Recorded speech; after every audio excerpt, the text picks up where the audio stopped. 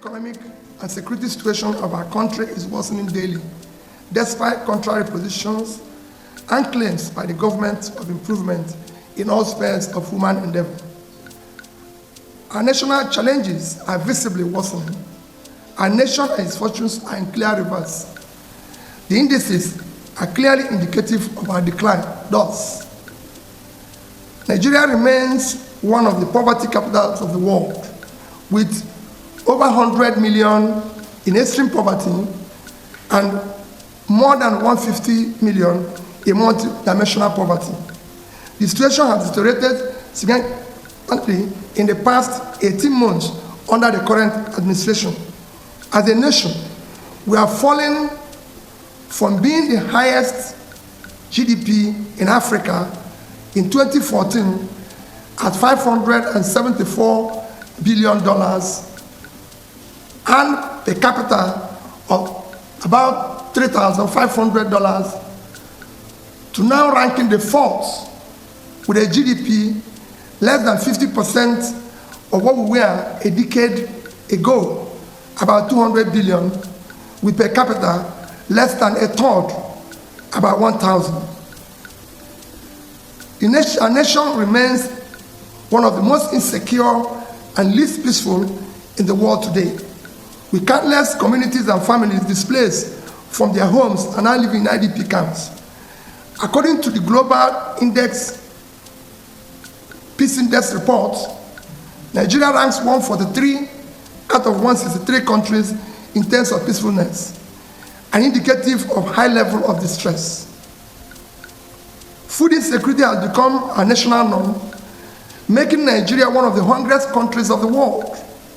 Gainfully employed and middle-income Nigerians now spend nearly their entire income on feeding, with some resorting to borrowing to eat just to eat. For those living on margins, low-income earners and unemployed, the situation is even more dire. The newly approved minimum wage of 70,000 cannot afford a bag of rice or even half a bag of beans. As a result, many Nigerians go to bed hungry, while a significant number now rely on palliatives and charitable support. Tragically, this has recently led to several avoidable deaths. Nigeria in 2024 hunger index is ranked 110 out of 127 countries measured, reflecting a critical level of hunger and food insecurity. We have earned the dubious distinction of being one of the countries with the largest number of people without access to electricity. In 2024, despite the abysmal and unacceptable power generation and distribution, the frequency of national grid collapse increased significantly. The frequency of national grid collapse increased, where we have almost 12 times in 12 months. As a result, we are now mockingly referred as a generator country. This persistent lack of adequate energy supply continues to hinder our national development. Corruption, official efficiency, fiscal profligacy, and the mismanagement of public resources continue to rise astronomically in our country, spreading across all spheres of government. Similarly, nepotism and disregard for the Constitution, rule of law, and due process have become the norm.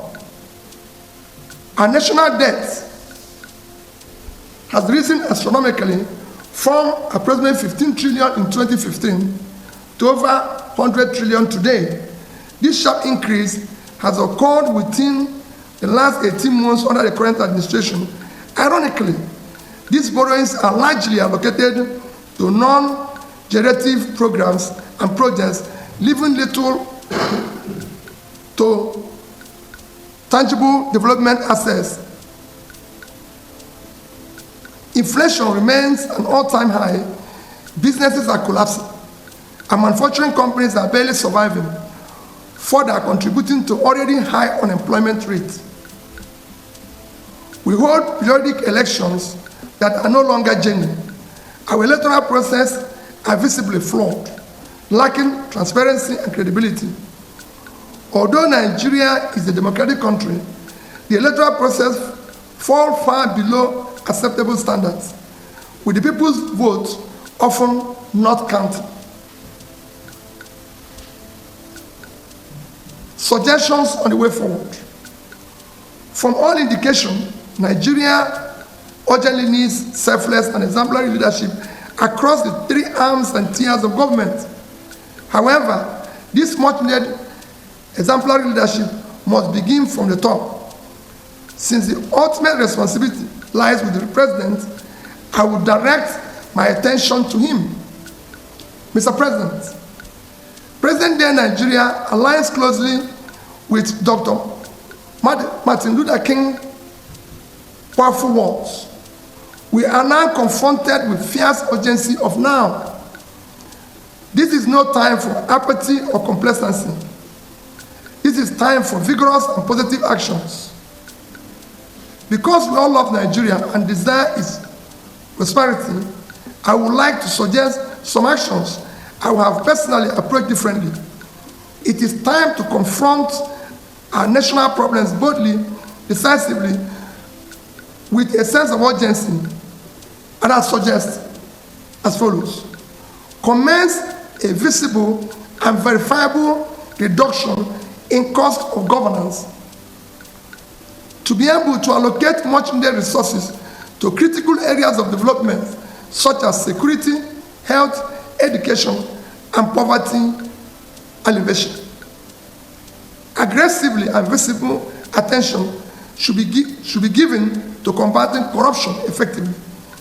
While addressing past corrupt practices, we must ensure proper investigations and recoveries are related to missing funds or their sources.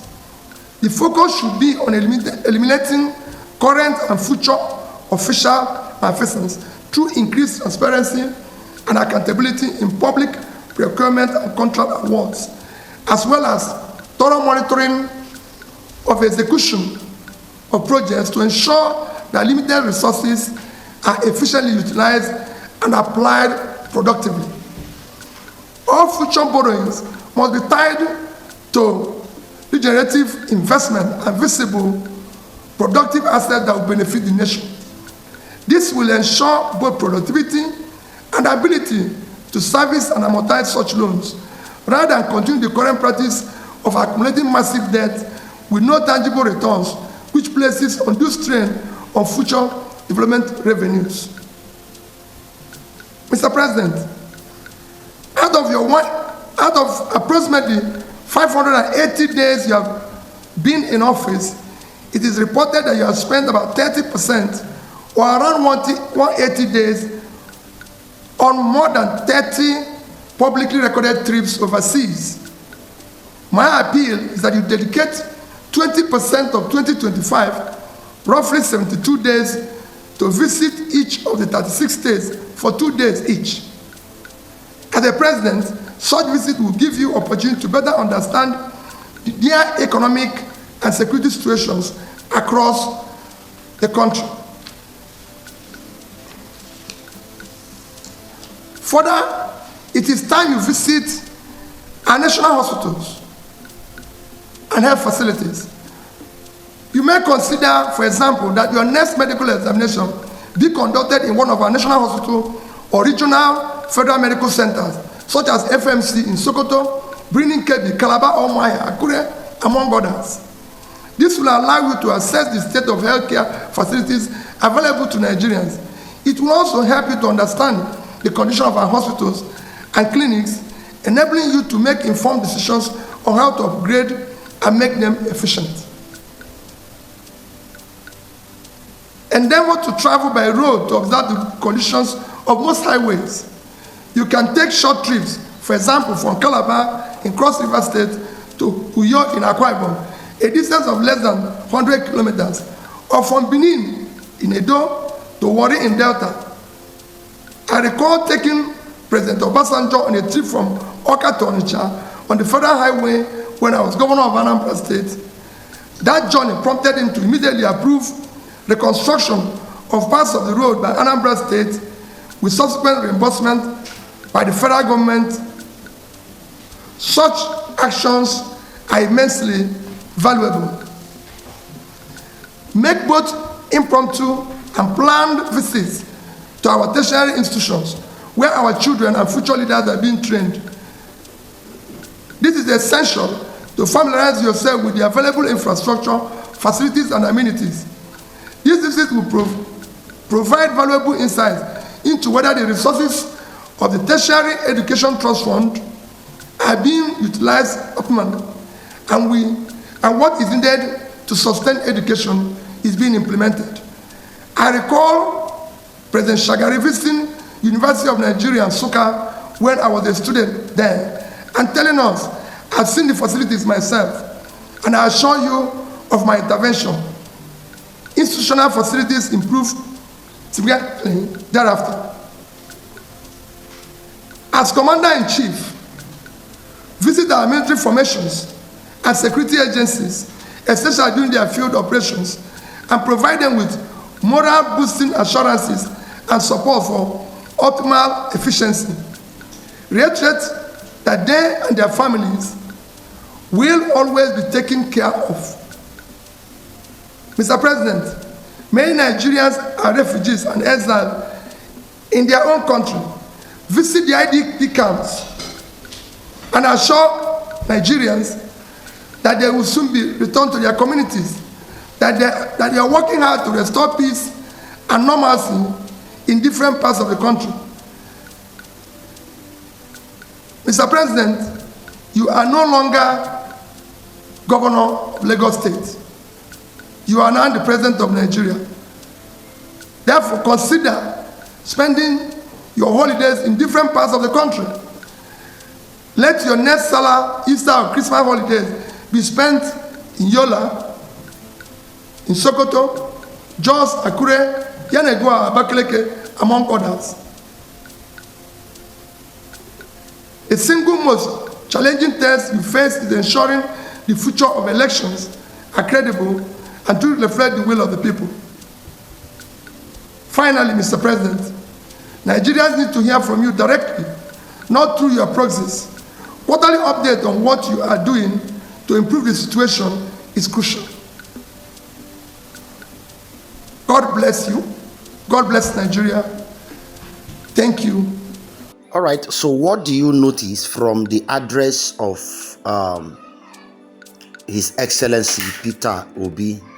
Just drop it right here in the comment section. Me, I see this as a perfect address. He was able to point out where problem is, and he was able to provide solution to the problem. And even as we see now, we discover that even President Tinubu has actually begun to take out some of the things he highlighted to do it. I will notice that they traveled to one of the states in the eastern part of Nigeria, which we are going to be bringing you information from there. All right, so this, I see it as a very good address to Nigeria and her leaders. So what do you think about this? Please kindly drop it right in the comment section. If you have not subscribed to this channel, please kindly subscribe and share the video.